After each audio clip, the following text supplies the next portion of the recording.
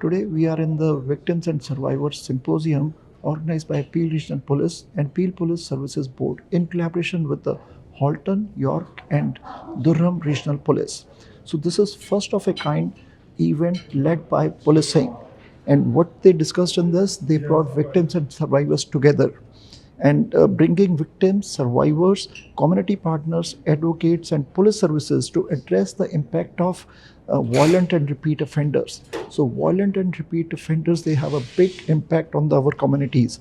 There are systematic issues, there are gaps within the bail system. And this symposium, which is attended by more than 300 people, they address the issue of bail reform, of criminal code, because victims, their families, their survivors, they all raise their concerns and they appeal to all levels of the governments to act now before it is too late. Let's see the full report. Good morning. This is Nitin Chopra. My question is to any of the chief can answer. 2016-2017, the crime rate started rising up and we are almost 9-10 years. We cannot afford another victim. It's so sad stories that we have 300 victims here. Across Canada, the number is very high.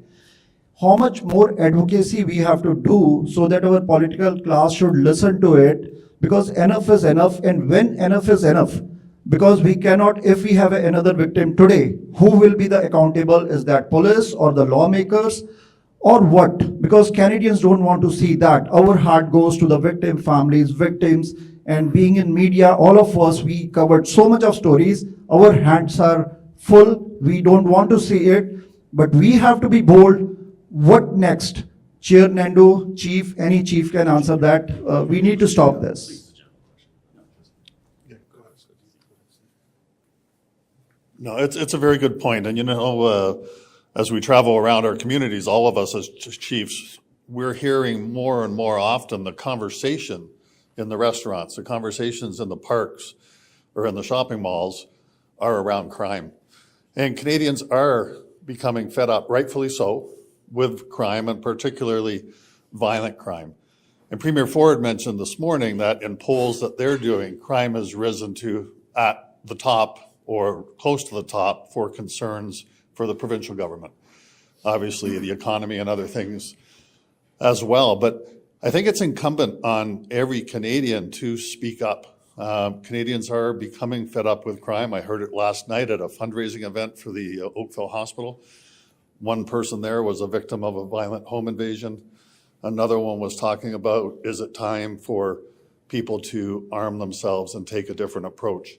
We don't want Canada to become that. We want Canada to become the safe country and communities here that we were before. But every Canadian has to speak up and let our elected officials know that this is a severe concern for all of us. The media, thank you for being here, certainly have a huge role to play in that. Chair Nando, also if you can say a few words, is political will missing in this scenario?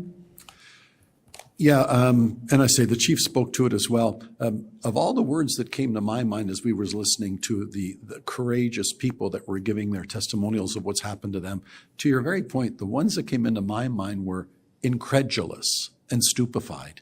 That you would think it's time that our political masters, particularly at the federal level, realized it's time to change some legislation. And in terms of tangible points, a dozen have been made on what we think they should be doing to deal with the Young Offenders Act, bail reform, et cetera, et cetera. But it's becoming an echo chamber. We've been saying it for so long. We have confidence in this new government. We hope they've listened. You'd have to be tone deaf not to hear what the public is telling us.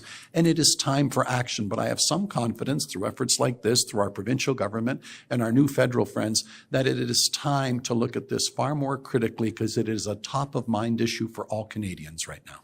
Thank you. Mayor, what you want to say about this first police-led initiative bringing victims and survivors together? Well, we have a desperate need for reform in our justice system in Canada, and whether it's bail reform or auto theft or extortions, Peel Police has been the tip of the sword in trying to push those changes. Today, we've sparked a conversation that we really want premiers and prime ministers to put their mind at and focus on the rights of victims and survivors. If you look at our justice system, there are rights of the accused and the criminals left, right, and center. How about those who are the victims of these atrocious crimes? And Nitin, I have to tell you, the phone calls I get are heartbreaking.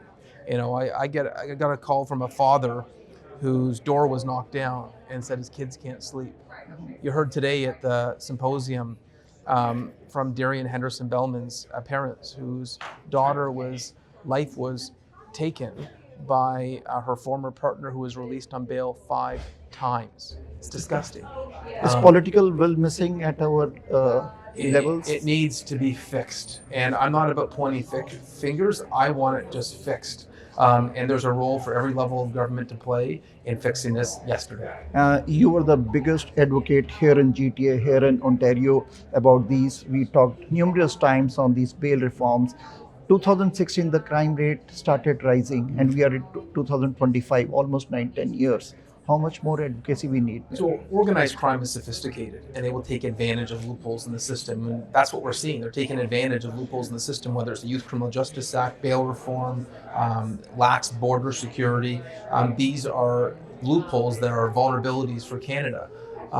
We lobbied the previous government aggressively.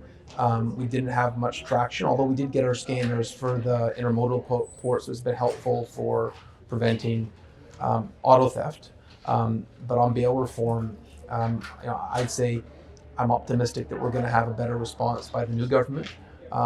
It appears right now that Carney's government is pledging to do what we've asked. They're saying that it's going to come in the fall. We'll be watching that legislation very closely to make sure that it meets the mark. You want to say any message to the Brampton residents or the Ontario residents? Because as I said, you are the biggest advocate, and how you feel when it takes so long. If we have one victim today or tomorrow, some incident may happen. Who will be the accountable? Who should be the accountable on this? We'll just know that we'll never stop trying to fix this. We'll never stop our advocacy. For me, right now, the number one issue that takes my time and attention is public safety. 7 years ago when I got elected the first time, I said it was about getting our second hospital approved and getting that construction started. And that's what I heard in Parks. Fast forward 7 years later, now that that construction has started, you know what I hear? Number one issue I hear in Parks and on phone calls and emails, it's public safety. People just don't feel safe, and you can have everything in a community. If you don't feel safe, it's all for naught. And so that's why I'm spending so much time on these topics. Okay, thank you. Okay, thank you. ਹਾਂਜੀ ਅੱਜ ਆਪਾਂ ਮਿਸਾਗਾ ਦੇ ਵਿੱਚ victim and survivor ਸਿੰਪੋਜ਼ੀਅਮ ਉੱਤੇ ਆਏ ਹਾਂ। ਇਹ ਪੀਓ ਪੁਲਿਸ ਦੇ ਬੋਰਡ ਨੇ ਮਿਲ ਕੇ ਉਪਰਾਲਾ ਕੀਤਾ ਹੈ ਜੋ ਕਿ ਪੀੜਤ ਲੋਕ ਹੁੰਦੇ ਹਨ। ਜਦੋਂ ਕ੍ਰਾਈਮ ਹੁੰਦਾ ਹੈ ਕੋਈ ਵੀ ਉਸ ਦਾ ਕਿਸੇ ਨਾ ਕਿਸੇ ਦੇ ਅਸਰ ਪੈਂਦਾ ਹੁੰਦਾ ਹੈ। ਸੋ ਫੋਰ ਐਗਜ਼ਾਮਪਲ ਅਗਰ ਹੋਮ ਇਨਵੇਜਨ ਹੋਣ ਤਾਂ ਘਰ ਦੇ ਓਨਰ ਜਾਂ ਅਗਰ ਕਿਤੇ ਚੋਰੀ ਹੋਵੇ ਤਾਂ ਜੋ ਉਹਦਾ ਰਾਈਟਫੁਲ ਓਨਰ ਹੁੰਦਾ ਹੈ। ਸੋ ਵਿਕਟਮ ਬਹੁਤ ਅਲੱਗ-ਅਲੱਗ ਤਰ੍ਹਾਂ ਦੇ ਹੁੰਦੇ ਹਨ ਤੇ ਨੋਰਮਲੀ ਗੱਲ ਹਮੇਸ਼ਾ ਜਿਹੜੇ ਲੋਕ ਕ੍ਰਾਈਮ ਕਰਦੇ ਹਨ ਅਕਿਊਜ਼ ਜਾਂ ਕੋਰਟ ਸਿਸਟਮ ਜਾਂ ਜੋ ਕੇਸ ਹੁੰਦਾ ਹੈ ਉਸ ਦੀ ਹਮੇਸ਼ਾ ਗੱਲ ਹੁੰਦੀ ਹੈ, ਪਰ ਜੋ ਵਿਕਟਮਸ ਹਨ ਜਿਹੜੇ ਪੀੜਤ ਲੋਕੀ ਹੁੰਦੇ ਹਨ ਉਹਨਾਂ ਨੂੰ ਕਦੇ ਵੀ ਹਾਈਲਾਈਟ ਜਾਂ ਉਹਨਾਂ ਨੂੰ ਕਦੇ ਵੀ ਅਪਫਰੰਟ 'ਤੇ ਨਹੀਂ ਸਪੋਰਟ ਮਿਲਦੀ। ਸੋ ਅੱਜ ਦਾ ਸਾਰਾ ਉਪਰਾਲਾ ਇਹ ਜੋ ਇਵੈਂਟ ਉਸ ਕਰਕੇ ਹੀ ਹੈ। ਅਸੀਂ ਇੱਕ ਇਹ first of a kind event ਰੱਖਿਆ ਸੀਗਾ ਕਿ ਜਿਹੜੇ ਵਿਕਟਮ ਅਤੇ ਸਰਵਾਈਵ ਹੁੰਦੇ ਹਨ ਆਪਣੇ ਕ੍ਰਾਈਮ 'ਚੋਂ ਉਹਨਾਂ ਨੂੰ ਆਵਾਜ਼ ਦਿੱਤੀ ਜਾਵੇ। ਅਤੇ ਪਲੱਸ ਇੱਥੇ ਸਾਡੇ ਕਾਫੀ ਇਲੈਕਟਡ ਅਫੀਸ਼ੀਅਲਸ ਇੰਕਲੂਡਿੰਗ ਪ੍ਰੀਮੀਅਰ ਫੋਰਡ ਵੀ ਅਟੈਂਡ ਕੀਤਾ ਹੈ, ਇੰਕਲੂਡਿੰਗ ਮੇਅਰ ਪੈਟਰਿਕ ਬਰਾਊਨ, ਅਤੇ ਸਭ ਨੇ ਇਹੀ ਕਿਹਾ ਕਿ ਜੋ ਵਿਕਟਮਸ ਹਨ ਉਹਨਾਂ ਦੀ ਆਵਾਜ਼ ਸੁਣ ਕੇ ਜਿਹੜੀ ਆਪਣੀ ਗਾਹਾਂ ਪ੍ਰੋਵਿੰਸ਼ੀਅਲ ਜਾਂ ਫੈਡਰਲ ਗਵਰਨਮੈਂਟ ਹੈ ਉਹਦੇ ਅਕੋਰਡਿੰਗ ਜਿਹੜੇ ਗਾਹਾਂ ਜਸਟਿਸ ਸਿਸਟਮ ਨੂੰ ਚੇਂਜ ਕਰਨ ਵਾਲੇ ਲਾਅ ਹਨ ਉਹਨਾਂ ਨੂੰ ਉਸ ਦੇ ਅਕੋਰਡਿੰਗ ਬਣਾਇਆ ਜਾਵੇ। Our first inaugural Victim and Survivor Symposium. Behind us is a room full of almost 300 individuals. It is comprised, partially of law enforcement, public safety, but there are victims, survivors, advocacy agencies, elected officials, and those that can influence different systems. Here at Peel, we're pleased to host this first-of-the-kind event in partnership with our Police Services Board. I want to thank them. It's the first of its kind that I've seen in a long time that brings multi-sectors together and community partners. And those with lived experiences, as Chair Unica mentioned, we have heard some really emotional testimonies, lived experience and stories. But beside me are my colleagues, Chief Stephen Tanner from Halton Regional Police, Chief Peter Marrera from Durham Regional Police, and Chief Jim McSween from York Regional Police. You're going to have the opportunity to hear from two individuals who have become very close to us and personal friends, Paul and Flo Henderson, very shortly.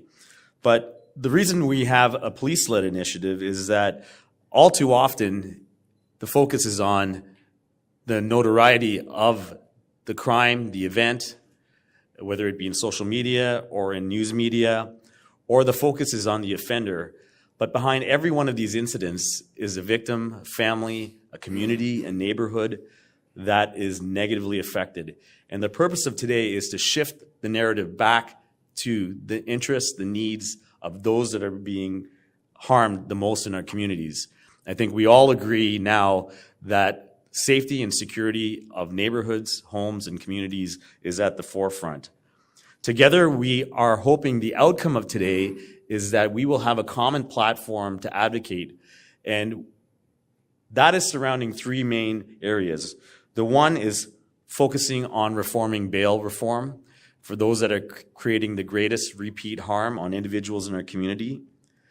The second part is restoring the equilibrium of emphasis on victims' and survivors' needs, not just the crime itself or the accused. And the final is more comprehensive legislative reforms that reduce the impact of violence on our communities. So today we're able to engage in an open dialogue. There's a reason why we have the media here and not there, because we want to respect the privacy and the impact of these crimes on people to have open dialogue so that we can leverage that. We've heard about intimate partner violence, human trafficking, violent home invasions, murder, and many other crimes, sexual assaults, that have had lifelong impacts on individuals. The stories of the people that are behind us are ones that also show resilience and courage to come alongside of us to see and affect change. As I mentioned, you will hear from Paul and Flo shortly, who almost 6 years ago experienced the murder of their daughter. If you can believe it, the accused, who was on bail with a long history of violence, has still not seen a trial date. I can't, and we can't, and you will soon see the impact of the pain and the bravery that they demonstrate. But they continue to advocate for change in the name of their daughter, of a system that failed their daughter at Darien. Today, we will also continue to hear, as the day continues, the impact of all these different crimes they have on people. But with that comes a feeling of loss. The loss is common amongst all of them, no matter what the type of crime is. And the loss results with a loss of trust in our systems. And our communities all reflect that. Today is an opportunity for us to leverage this to see and advocate for change. We do believe the dialogue is important. That's the reason why we as chiefs and our officers or civilian and sworn members who are right now out on the roads right now see it every day. It's through listening and through understanding the changes that are necessary. We believe strongly we can be a part of the reform that's needed.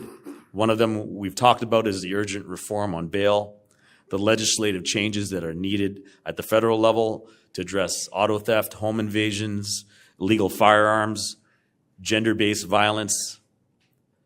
We also recognize the vital role our community partners who support victims and survivors require as well. And that is funding to support them to come alongside these individuals that will live a lifetime of harm. They too experience the systemic challenges that we are talking about. Today really is about building connections between law enforcement, community partners, survivors, to create collaborative, impactful, victim and survivor-centric solutions. We remain committed to listening to and advocating for victims and survivors, and to working with all levels of government for meaningful change, ensuring access to proper supports and services, and breaking cycles of violence. Together, we intend on listening, learning, and more importantly, taking the real steps towards change. It's my pleasure now to welcome Paul and Flo Henderson-Bellman to share a few words.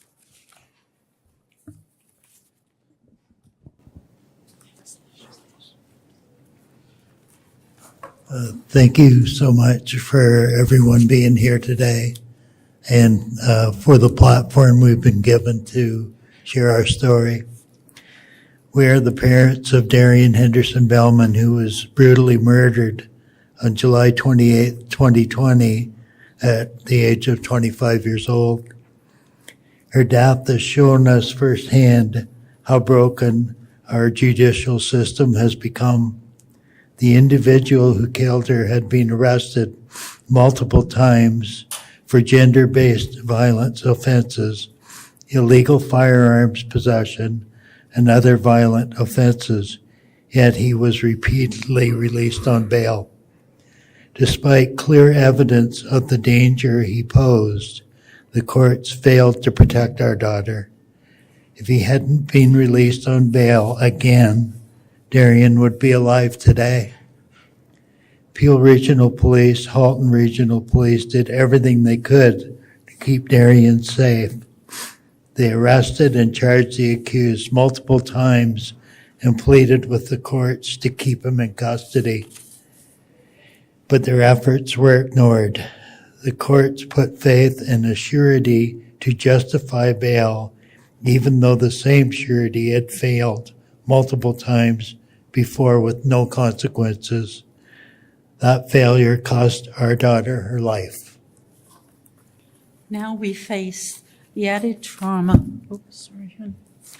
Now we face the added trauma of the court's case that has been delayed again and again.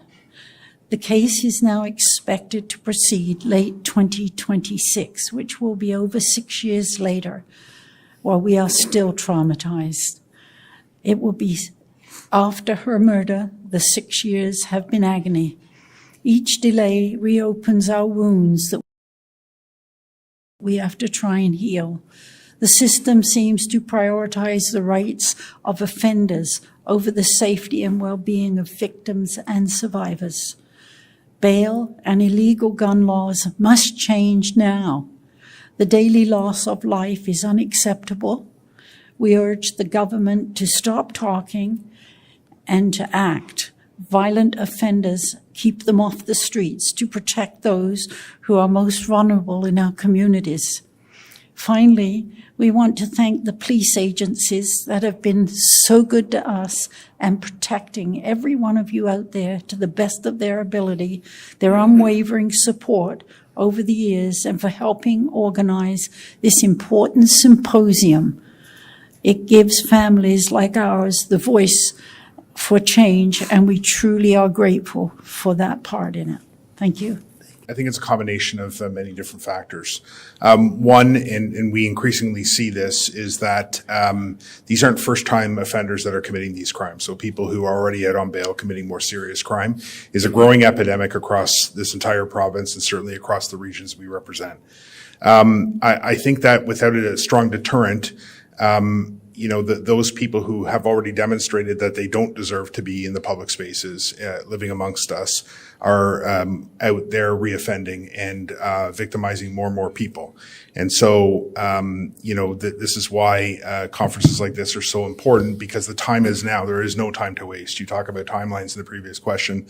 The fact is that we are on the front lines of that happening, and our members are responding to these very calls right now as we speak, right across all of our regions. These calls are happening, and we are encountering people, and we form, lifelong relationships. 6 years for Paul and Flo. These are things that our members also take on, and so it's with a sense of urgency that we continue to address these issues. The second part of the question is, why are these things happening? Because there are no strong deterrents. The fact is that people often, with the court decisions on things like dead time and other factors that impact sentencing, people, many of them, even when convicted, are walking out of court. And so all of these things lead to a frustration for law enforcement, police services across this province, and I think contribute to this emboldening of the criminal element. And I think that those are two of the major contributing factors. I can just add to that a couple of things.